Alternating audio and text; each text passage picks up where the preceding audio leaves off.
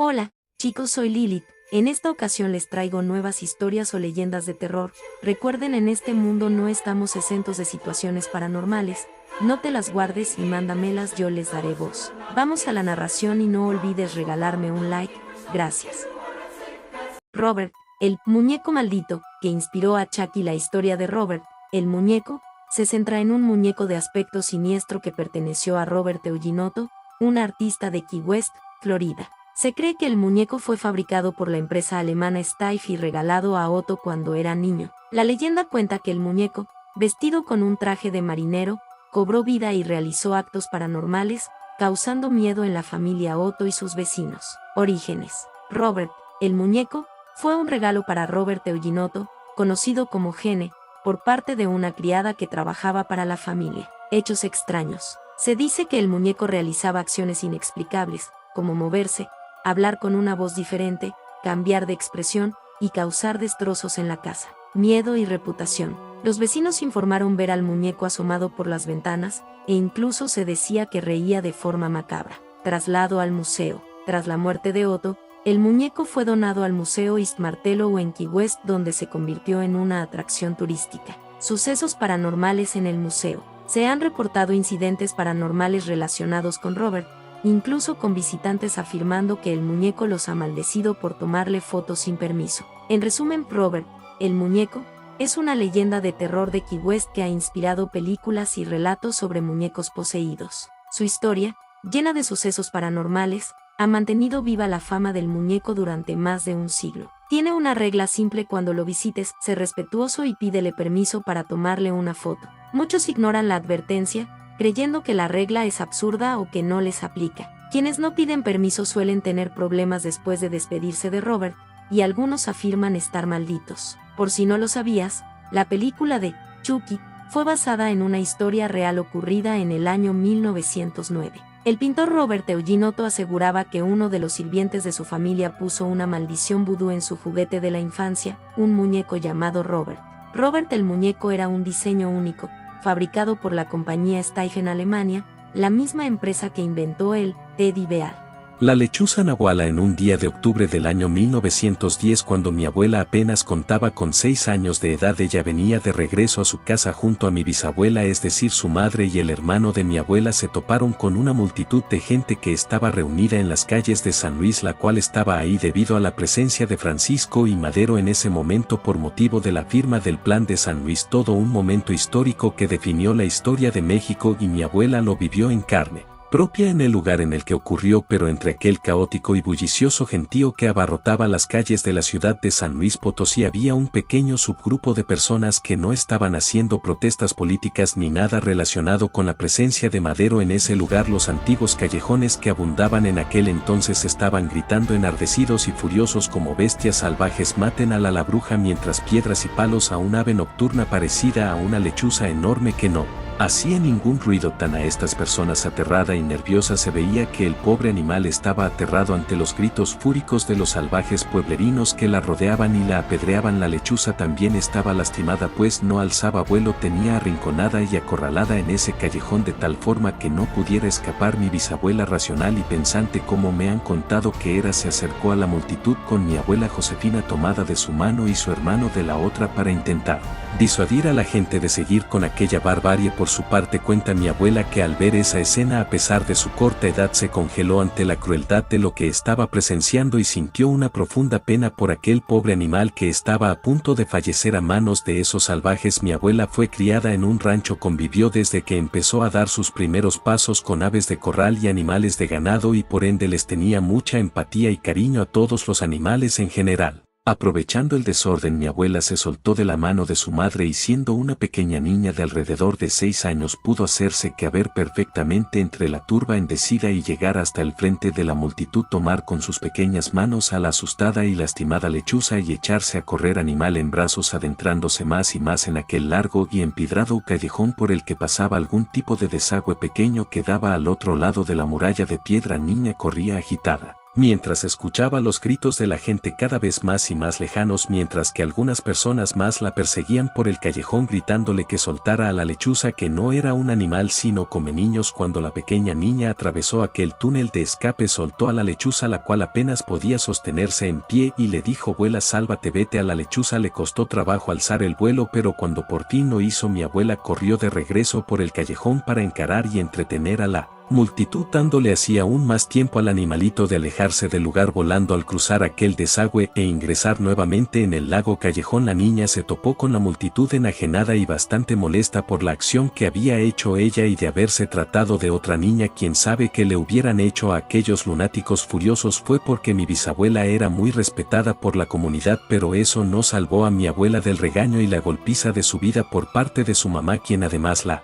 regañó por no dimensionar las consecuencias que pudieron haber tenido sus acciones aquel día. Haya una bruja o no, muy rudas. El tiempo pasó y este incidente quedó atrás, y 10 años después de este suceso la familia tuvo que mudarse a Tamaulipas en busca de una mejor vida y mejores oportunidades. La mudanza fueron muy ajetreados, pues llevarte todas tus cosas de un estado a otro de la República no era tan fácil como lo es hoy en día. No existían camiones de mudanza, por lo que para que una familia se mudara a otro estado con todas sus pertenencias debían hacerse varios viajes de tiempo de ir y venir en tren a través de la República, de San Luis Potosí a Tamaulipas una y otra vez. En una de esas últimas visitas a San Luis, mi abuela Josefina se encontraba en la estación del tren. Ya era una adolescente de unos 16 años para este momento, que se habían apartado un momento para comprar gorditas y algunas otras cosas para comer durante el viaje en tren, cuando de la nada una mujer se le acercó a mi abuela. Esta mujer era muy hermosa y estaba muy bien vestida, como si fuera una persona de dinero. Era blanca como el marfil, tenía el cabello negro y ojos grandes del mismo color y elegante. La dama llamaba la atención aunque no lo quisiera, y tras acercarse a mi abuela la saludó por su nombre diciéndole: veo con tristeza que te mudas a otro lado, pero antes de que te vayas quisiera agradecer lo que hiciste cierto día por mí. Su voz era la había firme, incluso se podría decir que era dulce, con un extraño acento extranjero pero en perfecto español. Mi abuela estaba confundida, pues no conocía a aquella señora, jamás la había visto en su vida, así que no comprendía cómo demonios. Ella sabía su nombre, por lo que se puso a la defensiva y le dijo que no la conocía, quien cuestionó a la mujer sobre por qué ella conocía su nombre y quién era. lo que soy. No importa, lo que importa es por qué estoy aquí, respondió la mujer con calma ante las hostiles interrogantes de mi abuela, pero la conversación de ambas se vio interrumpida cuando aquella extraña mujer se percató de que a lo lejos venía de regreso la mamá de mi abuela, y apresurada la mujer solo atinó a darle una bolsa de cuero que traía algo pesado en su interior y le dijo que la conservara, que por favor la aceptara. Bolsa de cuero en las manos de mi abuela, que la bolsa estaba caliente y, literalmente, la mujer no la dejó ni reaccionar, pues en cuanto le dio la bolsa se dio media vuelta y apresuradamente se perdió entre la gente que había en la estación de trenes. Aquel día llegará a donde estaba esta misteriosa mujer y mi abuela. Esta última atinó a esconder la bolsa de cuero entre sus enaguas. Mi bisabuela le preguntó a mi abuela que quién era esa mujer con la que estaba hablando, y ella tan solo respondió que no era nadie, que solo le había preguntado sobre la salida de uno de los trenes. Una vez la familia se encontraba a bordo del tren rumbo a su destino, a la mitad del largo viaje, aprovechando que todos dormían, mi abuela sacó de entre sus enaguas la bolsa de cuero que le había dado aquella desconocida, en cuyo interior había 10 centenarios de oro prácticamente nuevos, acuñados con motivo de la conmemoración de la independencia mexicana que se conmemoraba ese año. Además, en el interior de la bolsa de cuero que acompañaba a aquellas monedas de oro decía: realmente cuando los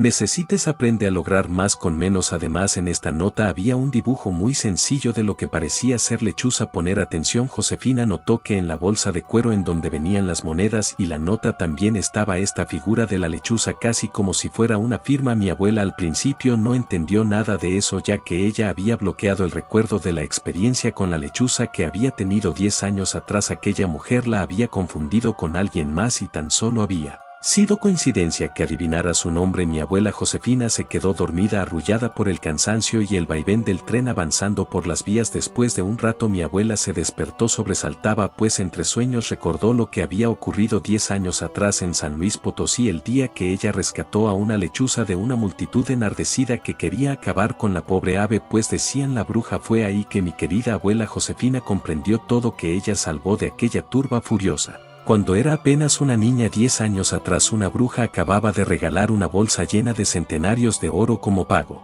Así pasó la vida. Años atrás mi abuela fue una mujer de carácter muy fuerte y muy trabajadora que incluso llegó a ser una líder sindical en la ciudad a la que llegó a vivir. Con los años me llegó a platicar esta historia. Hace muchísimos años me contó que esos centenarios que le regaló esta mujer misteriosa por ahí del año 1920 los utilizó para saldar deudas relacionadas con la muerte. Me explicó: años después mi abuela pagó por los gastos del fallecimiento de su mamá, el fallecimiento de su primer esposo y los fallecimientos de varios tíos que fueron falleciendo, así como de otros familiares. Tú ya era una anciana. Tiempo en que me platicó todo esto tan solo conservaba como prueba de la experiencia dibujo de una extraña lechuza de color negro. Me dijo que nunca se sintió maldita ni nada por el estilo por haber conservado esta bolsa y mucho menos por haber utilizado ese dinero después haber venido la bruja. La abuela murió en el año 1996 realizada y en paz. Su última voluntad fue ser enterrada en su tierra natal, San Luis Potosí, y así se hizo los restos de mi abuela Josefina, quien salvó la vida de una bruja nahuala cuando era una niña. El Dogman se escuchó por primera vez en 1887 en el condado de Western, Michigan. Media metro y medio de altura sobre sus patas traseras, mientras está de pie está cubiertos de pelo y se asemejan a un lobo grande que camina de pie como un hombre en general. Se informa que tiene manos que son similares a las nuestras pero con dedos más cortos y anchos. Traseros tienen la forma de un perro y sus pies dejan huellas que a veces se describen como similares a las de un perro. Tiene un aullido temible que suena como un grito humano. Según los encuentros también puede camuflarse entre perros ya que dispone de ser bípedo o no fue más bien puesto porque las personas que suelen toparse con esta criatura dicen que tiene más rasgo de perro que de lobo, ya que se sabe que el perro es un fiel descendiente del gran lobo. Característica de esta criatura es que suele ser más agresiva que su primo. El hombre lobo tradicional. Criatura no parece poder controlar bien su bestialidad. Aparece en un ciclo de 100 años que terminan en 7 avistamientos en varios lugares en todo Michigan, en el cuadrante noroeste de donde salen estas criaturas. Sabe poco sobre su origen y todo es especulación de lo que podemos hablar, aunque es lo que hemos escuchado. Me parece que son dos categorías básicas de estos tipos. Algunos de ellos parecen más bien, o sea, es similar a un cuerpo humano, ya saben, con varios tipos de cabezas de perros. Hay reportes de personas que dicen que los escriben con una cabeza de hiena. Algunos los escriben más como un perro doméstico, pero no cualquier perro sino un pastor alemán, y tiene sentido si te pones a pensar, ya que cumple los requisitos atléticos similares a un lobo. Escriben más como un cráneo tipo lobo. Algunos los escriben con una cabeza realmente enorme en proporción a su tamaño. A finales de los años 1920, que hacía cerca de un año, un aristócrata inglés que disfrutaba de la caza no muy diferente a Sandoval. De hecho había intentado cazar a Jenny. Al tipo lo habían hallado muerto en lo alto de un árbol en la selva, con la cabeza girada hacia atrás y su rifle literalmente metido casi hasta la mitad por la, y le dijo a su compatriota que seguramente había sido alguna tribu salvaje de la zona a la que había hecho esto, pues era imposible que hubiera sido un gorila quien matara de esta forma a este cazador inglés, ya que estas bestias no mataban así. Los gorilas, explicó Sandoval, matan a golpes, literalmente haciendo uso de su descomunal fuerza y de sus enormes músculos, pero el haberle roto el cuello a tal punto de hacerle girar la cabeza a 180 grados a aquel pobre desgraciado, y sobre todo el haberle metido casi toda su arma de caza por donde no da el sol, eso tenía hazaña, tenía malicia, cosa que un animal salvaje no tiene. Los animales matan por instinto rápido y sin meditar, sin ningún otro propósito que comer o defenderse. El único animal que mata por placer o por deporte, así como hacía el mismo Sandoval, es el hombre, o al menos eso este tipo. Con todo lo que el cazador y algunos locales le dijeron, Sandoval quedó obsesionado con cazar a la tal Jenny y se dispuso que no podía volver a casa sin esa presa fría y tiesa entre sus pertenencias para embalsamarla y colocarla en su cuarto de trofeos en Inglaterra. Y así durante todo un día Sandoval y su equipo estuvieron juntando provisiones y preparándose, así como preparando sus mejores armas para así internarse en la profundidad de la selva del Congo y darle caza a Jenny. En ese día de preparación, Sandoval pudo comprarle a un cazador furtivo oriundo de esa región del Congo la única fotografía con la que se contaba de Jenny para poder identificarla cuando la vieran. En la fotografía la gorila cargaba a una cría sobre su poderosa y peluda espalda. El pequeño era fácilmente reconocible, pues tenía una marca en el ojo derecho. Y seguramente también encontrarían a su madre, a Jenny. 2 semanas enteras fueron las que este equipo de expedición pasó internado en las entrañas de la Selva del Congo en busca de Jenny. La gorila en efecto era mucho más inteligente que cualquier bestia que el entonces joven Sandoval había cazado, incluso parecía ser más inteligente que todos esos hombres juntos, aunque Sandoval no lo admitiera en voz alta. La gorila logró evadir hasta las más efectivas emboscadas y trampas. Sin embargo, el grupo de hombres logró pisarle los talones a la manada, pues llegaron a verlos huir por lo alto de los árboles, lo cual no es común entre los gorilas debido a su tamaño y a su peso, y también alcanzaron a verlos correr a ras de suelo, pero a una velocidad impresionante que ningún primate podría alcanzar, una velocidad que se asemejaba más a la velocidad de una gacele o de un leopardo. A pesar del enorme tamaño de estos gorilas, enormes masas de músculo y pelaje negro desvaneciéndose, la distancia en la selva era lo único que lograban ver. Estos pobres hombres realmente parecían fantasmas. Jenny y su clan, y Jenny se había convertido en el Moby Dick, en la ballena blanca del pobre idiota de Sandoval, hasta que finalmente los hombres lograron acercarse a un pequeño grupo de la manada que se había separado de los demás por un instante. Este grupo de gorilas estaba bebiendo la orilla de un arroyo. Los hombres dispararon y la mayoría de los gorilas lograron huir, excepto 2 de ellos que fueron abatidos por las balas de Sandoval y de sus hombres. Ahí a la orilla del arroyo, uno de los ejemplares era un gorila anciano sin dientes que ya presentaba incluso el epischi, es decir, falta de pelo en el cuerpo. No habría vivido más de un año en estado salvaje este gorila anciano, y el otro era un bebé, una cría, a juzgar por las características que presentaba de no más de 10 meses de edad. Brincó de felicidad al ver la marca sobre el ojo derecho del pequeño primate que habían abatido. Había cazado al hijo de Jenny. La cruel acción que Sandoval llevó a cabo a continuación fue empalar el cuerpo sin vida del pequeño gorila y colocarlo como carnada a la entrada de un pequeño fuerte que él y sus hombres armaron en medio de la selva, esperando a que Jenny se acercara viendo el cadáver de su cría, y cuando lo hiciera los cazadores le harían a la gorila lo mismo que le habían hecho a su pequeño. Pero pasaron las horas y la noche se convirtió en amanecer y Jenny jamás apareció. Estas no Souls le rompió el cuello, muriendo al instante. Cuando revisaron el sitio por el que el hombre había caído, notaron que había pisado una trampa. Quien había puesto esa trampa ahí, quien fuera que lo hubiera puesto, era como si supiera que ellos iban a pasar por ahí. Los compañeros de Sandoval vociferaron que había sido Jenny y su clan, a lo que él se negó en voz alta, burlón, pero en el fondo sabía que estos hombres tenían razón. Esa gorila no era una bestia irracional, sino un ser altamente inteligente, y ahora Sandoval se daba cuenta de que él ya no estaba cazando a la gorila, sino ella a él, y buscaba venganza por lo que le había hecho su pequeño hijo. Entre el miedo que sentían por aquella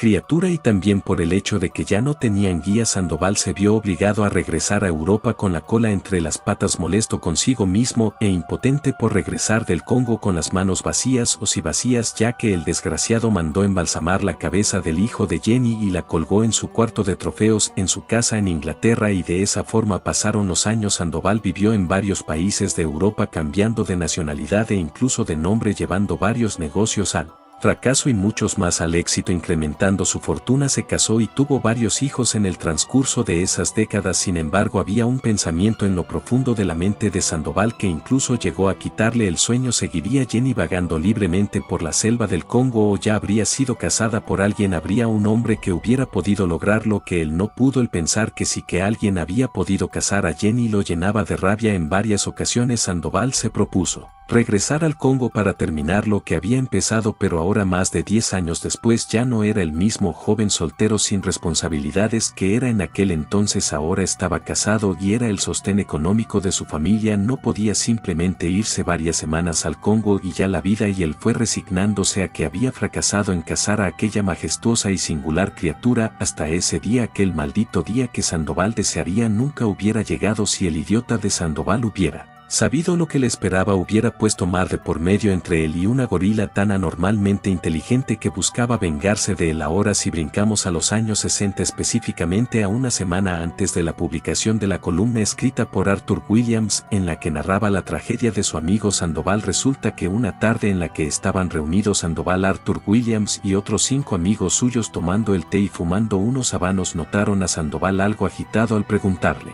al respecto, Sandoval sacó del bolsillo de su saco un recorte que había sacado de un periódico, competencia del periódico para el que trabajaba su amigo Arthur Williams, por cierto, de un circo con payasos, animales y demás elementos que solían pertenecer a los circos de antaño. El texto sobre la fotografía decía: llega a la ciudad del circo más fantástico del mundo, malabaristas, payasos y leones recién capturados en la selva africana, además de Rita, la gorila ajedrecista en la fotografía, vestido con Fractal, Rita la gorila ajedrecista. Los 6 hombres presentes incluyendo a William se miraron entre ellos ya que desconocían la experiencia vivida por Sandoval durante su juventud en la selva del Congo. Sandoval procedió a contarles el relato y finalizó con una frase: no lo entienden, todos estos años ha estado planeando su venganza y se dejó atrapar por el circo de alguna manera y sabía que yo estaría aquí, vendrá por mí esta noche. Los 5 caballeros rieron creyendo que su amigo estaba bromeando como solía hacerlo. Williams no rió pues estaba demasiado metido en el relato de Sandoval al ser un columnista y no un periodista como tal, igual que lo soy yo. Williams no estaba interesado en saber si el relato era real o no, tan solo le importaba si era lo suficientemente interesante como para atrapar su atención, y el relato de Sandoval vaya que lo cautivó. Los ojos de Sandoval estaban acuosos cuando terminó el relato, el rostro lo tenía ruborizado. Fue ahí que sus amigos notaron que no